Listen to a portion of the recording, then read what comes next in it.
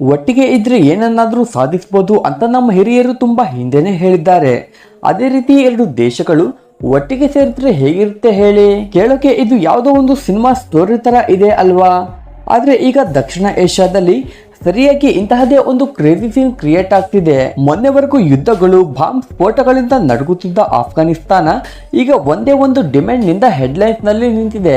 ಅದೇನೆಂದ್ರೆ ಕಾಬೂಲ್, ಕಾಂದಹಾರ್, ಹೆರಾತ್ ನಂತಹ ದೊಡ್ಡ ದೊಡ್ಡ ನಗರಗಳಲ್ಲಿ ಜನರು ರಸ್ತೆಗಳಿಗೆ ಬಂದು ನಮಗೆ ಭಾರತಕ್ಕೆ ಸೇರಕ್ಕೆ ಇಂಟ್ರೆಸ್ಟ್ ಇದೆ, ನಮ್ಮನ್ನು ಭಾರತಕ್ಕೆ ಸೇರಿಸಿಕೊಳ್ಳಿ ಅಂತ ಘೋಷಣೆಗಳನ್ನು ಕೂಗ್ತಿದ್ದಾರೆ. ಹಾಗೆ ಅಲ್ಲಿನ ವಿದ್ಯಾರ್ಥಿಗಳಿಂದ ಹಿಡಿದು ದೊಡ್ಡ ದೊಡ್ಡ ಮೇಧಾವಿಗಳವರೆಗೂ ಎಲ್ಲರೂ ಒಂದೇ ಮಾತು ಹೇಳ್ತಿದ್ದಾರೆ, ಭಾರತದೊಂದಿಗೆ ಇದ್ರೆ ಮಾತ್ರ ನಮ್ಮ ಭವಿಷ್ಯ ಸುರಕ್ಷಿತವಾಗಿರುತ್ತೆ, ನಮ್ಮ ಜೀವನ ಸೆಟ್ ಆಗುತ್ತೆ ಅಂತ ಎಲ್ರೂ ಓಪನ್ ಆಗಿನೇ ಹೇಳ್ತಿದ್ದಾರೆ. ಸಿಂಪಲ್ ಆಗಿ ಹೇಳ್ಬೇಕಂದ್ರೆ ಗಜನಿಯಿಂದ ಹಿಡಿದು ಹುಸೇನ್ ಮೈದಾನಗಳವರೆಗೆ ಪ್ರತಿಯೊಂದು ಕಡೆ ನಾವು ಭಾರತಕ್ಕೆ ಸೇರ್ಬೇಕು ಅಂತ ಘೋಷಣೆಗಳು ತುಂಬಾ ಗಟ್ಟಿಯಾಗಿನೇ ಕೇಳಿಸ್ತೇವೆ. ಅಷ್ಟಕ್ಕೂ ಆಫ್ಘಾನಿಸ್ತಾನಕ್ಕೆ ಏನಾಗಿದೆ, ಅಲ್ಲಿನ ಪರಿಸ್ಥಿತಿ ಹೇಗಿದಾವೆ ಅಂತ ತಿಳಿಯುವ ಮೊದಲು ನೀವಿನ್ನು ನಮ್ಮ ಚಾನಲ್ಗೆ ಸಬ್ಸ್ಕ್ರೈಬ್ ಆಗಿಲ್ಲ ಅಂದ್ರೆ ತಕ್ಷಣ ಸಬ್ಸ್ಕ್ರೈಬ್ ಮಾಡ್ಕೊಳ್ಳಿ. ಹಾಗೆ ಪಕ್ಕದಲ್ಲಿರುವ ಬೆಲ್ ಬಟನ್ನ ಆನ್ ಮಾಡ್ಕೊಳ್ಳೋ ಮೂಲಕ ನಾವು ಮಾಡುವ ಪ್ರತಿಯೊಂದು ವಿಡಿಯೋ ನೋಟಿಫಿಕೇಶನ್ ನ ಪಡಿಬಹುದು.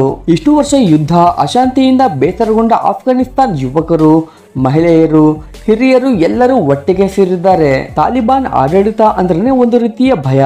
ಆದ್ದರಿಂದಲೇ ಅವರು ನಮಗೆ ಸ್ವಾತಂತ್ರ್ಯ ಬೇಕು, ಭದ್ರತೆ ಬೇಕು, ಐಡೆಂಟಿಟಿ ಬೇಕು ಅಂತ ಘೋಷಣೆಗಳನ್ನು ಕೂಗ್ತಿದ್ದಾರೆ. ಇದು ಯಾವುದೋ ಒಂದು ರಾಜಕೀಯ ಪಕ್ಷದ ಕೂಗು ಅಲ್ಲ, ದಶಕಗಳಿಂದ ಹಿಂಸೆ, ಹಸಿವನ್ನು ನೋಡಿ ನೊಂದು ಹೋದ ಸಾಮಾನ್ಯ ಮನುಷ್ಯನ ಕೂಗಾಗಿದೆ. ಅಲ್ಲಿನ ಮೀಡಿಯಾ ರಿಪೋರ್ಟ್ಗಳ ಪ್ರಕಾರ ಕಾಬೂಲ್ ವಿಶ್ವವಿದ್ಯಾಲಯದಿಂದ ಹಿಡಿದು ಕಾಂದಹಾರ್ನಲ್ಲಿ ಸಣ್ಣ ಅಂಗಡಿ ನಡೆಸುವ ವ್ಯಕ್ತಿಯವರೆಗೂ ಎಲ್ಲರೂ ಭಾರತಕ್ಕೆ ಸೇರಿದ್ರೆ ಮಾತ್ರ ನಮಗೆ ಜಾಬ್ಸ್ ಬರ್ತವೆ, ಹಾಗೆ ಲೈಫ್ ಸೆಟ್ ಆಗುತ್ತೆ ಅಂತ ಹೇಳ್ತಿದ್ದಾರೆ. ಹೆರಾತ್ನಲ್ಲಿ ಆದ್ರೆ ಮಹಿಳೆಯರು ಭಾರತದಲ್ಲಿರುವ ಪ್ರಜಾಪ್ರಭುತ್ವವನ್ನು ನೆನಪಿಸುತ್ತಾ ನಮಗೂ ಕೂಡ ಅಲ್ಲಿರುವಂತೆ ಶಿಕ್ಷಣ, ಸಮಾನ ಹಕ್ಕುಗಳು ಬೇಕು ಅಂತ ಬೇಡಿಕೆ ಇಡ್ತಿದ್ದಾರೆ.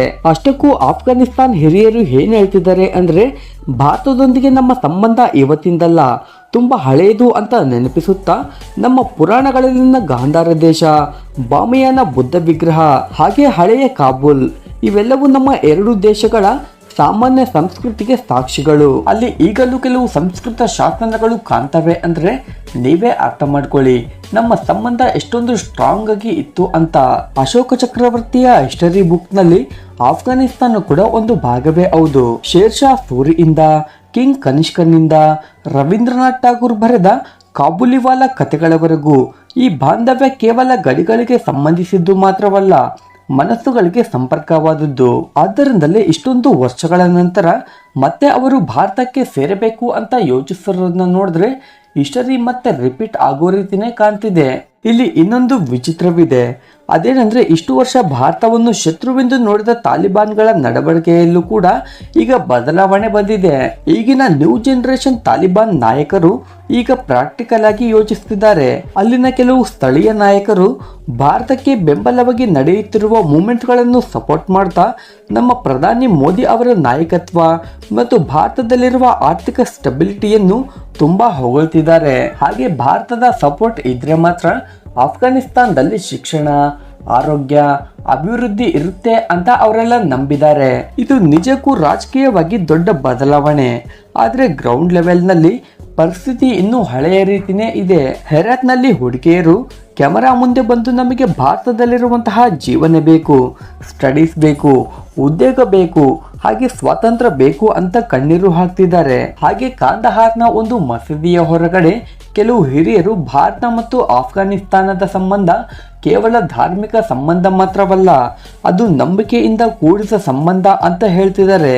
ಅಲ್ಲಿನ ಜನರು ತಮ್ಮ ಕೈಗಳಲ್ಲಿ ಭಾರತದ ಧ್ವಜವನ್ನು ಹಿಡಿದು ಭಾರತ ಮಾತೆಗೆ ಜೈ ಅಂತ ಕೂಗ್ತಾ ಇರೋದನ್ನ ನೋಡಿದ್ರೆ ತಾಲಿಬಾನ್ಗಳಿಗೆ ಇದು ಎಚ್ಚರಿಕೆಯ ಗಂಟೆ ತರನೇ ಕಾಣ್ತಿದೆ. ಈ ತಾಲಿಬಾನ್ಗಳ ಹಿಂಸೆಗೆ ಅಭಿವೃದ್ಧಿನೇ ಸರಿಯಾದ ಉತ್ತರ ಅಂತ ಅವರೆಲ್ಲ ನಿರ್ಧರಿಸಿದ್ದಾರೆ.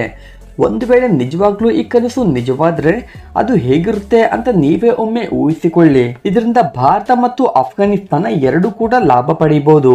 ಅದು ಹೇಗೆಂದ್ರೆ ಭಾರತಕ್ಕೆ ಸೆಂಟ್ರಲ್ ಏಷ್ಯಾದಿಂದ ನೇರವಾದ ಹೈವೇ ಸಿಗುತ್ತೆ, ಹಾಗೆ ಅಲ್ಲಿನ ಫ್ಯೂಯಲ್ ಮತ್ತು ಮಿನರಲ್ಸ್ ಗಳನ್ನ ಬಳಸ್ಕೊಳ್ಳಕ್ಕೆ ನಮಗೆ ಆಕ್ಸೆಸ್ ಕೂಡ ಸಿಗ್ತದೆ.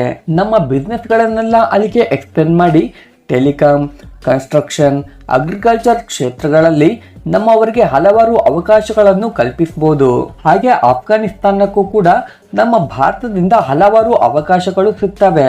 ಆಫ್ಘಾನ್ ವಿದ್ಯಾರ್ಥಿಗಳಿಗೆ ನಮ್ಮ ಯೂನಿವರ್ಸಿಟಿಗಳಲ್ಲಿ ಸೀಟುಗಳು ಹೆಚ್ಚಾಗ್ತವೆ. ಹಾಗೆ ಅಲ್ಲಿನ ರೈತರು, ವ್ಯಾಪಾರಿಗಳು ನಮ್ಮ ಮಾರುಕಟ್ಟೆಯೊಂದಿಗೆ ಕನೆಕ್ಟ್ ಕೂಡ ಆಗ್ತಾರೆ. ಈ ಎಲ್ಲಾ ಸುದ್ದಿಗಳು ಕೇಳ್ತಿದ್ದಂಗ್ಲೆ ಪಾಕಿಸ್ತಾನದ ಎದೆಯಲ್ಲಿ ಮಾತ್ರ ಭಯ ಶುರುವಾಗಿದೆ.